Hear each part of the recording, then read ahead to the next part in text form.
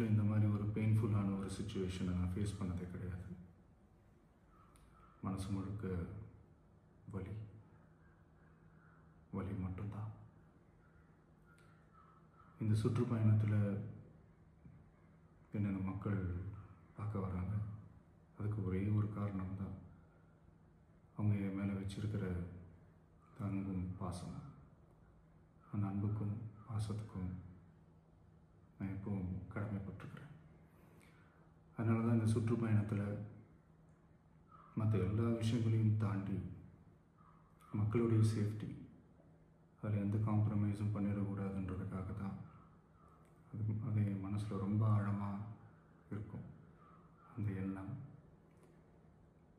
அதனால தான் இந்த அரசியல் காரணங்கள் எல்லாத்தையும் தவிர்த்துட்டு ஒதுக்கி வச்சுட்டு மக்களுடைய சேஃப்டி மட்டும் மைண்டில் வச்சுக்கிட்டு அதுக்கான இடங்களை சூஸ் பண்ணுறது, அதுக்கான இடங்களை பார்த்து பெர்மிஷன் கேட்குறது, போலீஸ் டிபார்ட்மெண்ட்டில் அதை ரிக்வெஸ்ட் பண்ணி கேட்போம். ஆனால் நடக்கக்கூடாதது நடந்துருச்சு. ஆனால் மனுஷன் தானே, அந்த நேரத்தில் அத்தனை பேர் பாதிக்கப்பட்டு இருக்கும்போது எப்படி அந்த ஊரை விட்டுட்டு என்னால் கிளம்பி வர முடியும்? நான் திரும்ப அங்கே போகணும்னு இருந்துச்சுன்னா அதை ஒரு காரணம் காட்டி அங்கே வேறு சில பதட்டமான சுச்சுவேஷன்ஸ், வேறு சில அசம்பாவிதங்கள் அந்த மாதிரி எதுவும் நடந்துடக்கூடாதுன்றதுக்காக தான் நான் அவாய்ட் பண்ணேன். இந்த நேரத்தில் சொந்தங்களை இழந்து தவிக்கிற அத்தனை குடும்பங்களுக்கும் என்னுடைய ஆழ்ந்த இரங்கலை தெரிவிச்சுக்கிறேன். எனக்கு தெரியும், என்ன சொன்னாலும் இது ஈடேயாகாதுன்னு எனக்கு தெரியும். ஹாஸ்பிட்டலில் ட்ரீட் பண்ணிகிட்ருக்கிற எல்லாருமே சீக்கிரமாக க்யூர் ஆகி வரணுன்றதை இந்த நேரத்தில் நான் வேண்டிக்கிறேன்.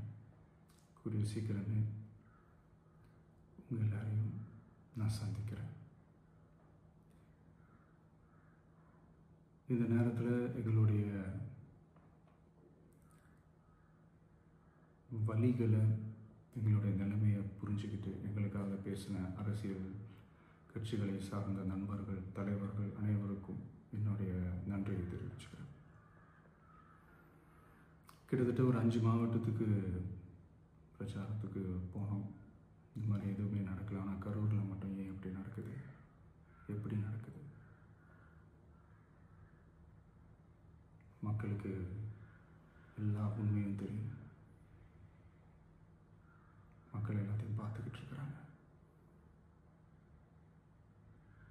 கரூரை சேர்ந்த அந்த மக்கள் அந்த உண்மையெல்லாம் வெளியில் சொல்லும்போது எனக்கு கடவுளே நேரில் வந்து இறங்கி அந்த உண்மைகள்லாம் சொல்கிற மாதிரி எனக்கு தோணுச்சு. சீக்கிரமே எல்லா உண்மைகளும் வெளியில் வரும்.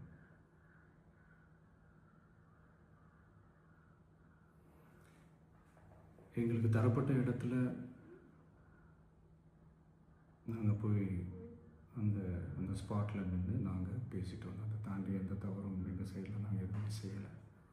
பட் இருந்தாலும் எங்கள் கட்சியை சேர்ந்த நிர்வாகிகள், தோழர்கள் மேலே எஃப்ஐஆர், அது மட்டும் இல்லை சோஷியல் மீடியாவை சேர்ந்த நண்பர்கள், தோழர்கள் அவங்க மேலே எஃப்ஐஆர்லாம் போட்டு இப்போ பிடிச்சிக்கிட்டு இருக்கிறாங்க.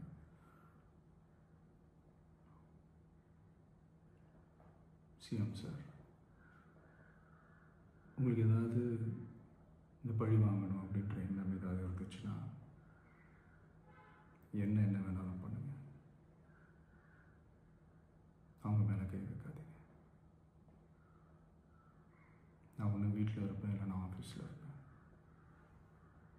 என்ன வேணாலும் செய்யுங்க. நண்பர்களே, தோழர்களே, நம்மளோட அரசியல் பயணம் இன்னும் ஸ்ட்ராங்காக, இன்னும் தைரியத்தோடு